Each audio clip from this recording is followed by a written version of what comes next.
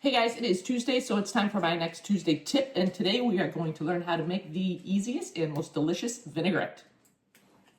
A vinaigrette is easy to make. You probably already have those ingredients right in your pantry, and it could be as little as 4 ingredients, or you can even zip it up a little and go up to about 10 ingredients.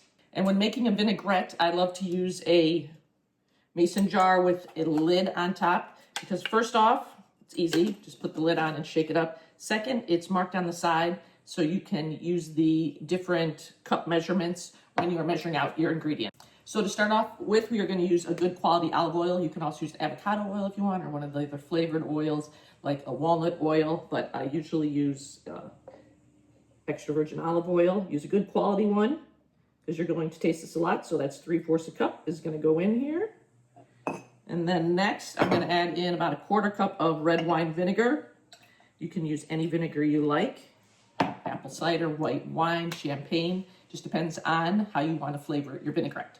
Next, we're going to want to season it up a little bit. We're going to start off with a teaspoon of kosher salt. And then I'm also going to add in fresh ground pepper. You want to use fresh ground pepper because it has the most flavor. You don't know when the pre-ground pepper has been ground that you buy at the store. So I'm going to use about 1/2 teaspoon in there. That looks pretty good, just a little bit more. So at this point, you could put the lid on this, shake it up, and you have a simple, tasty vinaigrette. And that's just 4 ingredients. But I usually like to add a few more. So we're going to start off with a tablespoon of Dijon mustard. Just squeeze that. That's 1, 2. That's another tablespoon. And then next, I'm going to add in about 2 teaspoons of honey. You can use a different sweetener if you'd like. Maple syrup, brown sugar, regular sugar. And then next, we're going to add in a few more ingredients. I'm going to finish seasoning up this vinaigrette with some dried herbs. This is an Italian blend that has oregano, thyme, sometimes marjoram, basil, also some garlic powder and onion powder.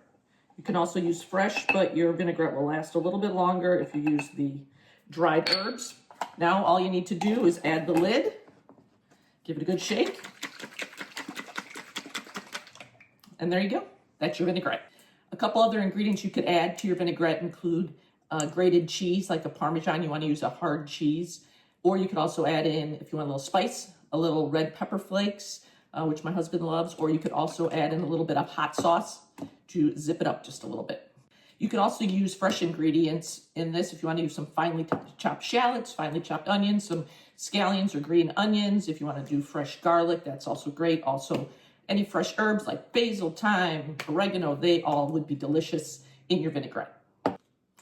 This vinaigrette will last up to like a week and a half, 2 weeks in the refrigerator. Sometimes it will separate, so when you take it out, give it a good shake.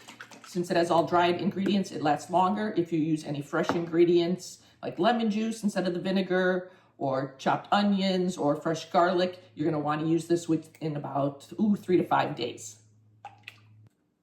This vinaigrette is delicious over a salad, either a tossed salad, maybe a tomato salad with mozzarella, just drizzle it over the top. It's also great tossed with a pasta salad. I've used it in my potato salad. It's also a fantastic marinade. So just put some of the vinaigrette into a baggie along with either steak, chicken, pork tenderloin is awesome. It's delicious. And then just let it sit for about 20 to 30 minutes and then cook as you normally would. It will be absolutely delicious. I hope you give the recipe a try. Have a great day.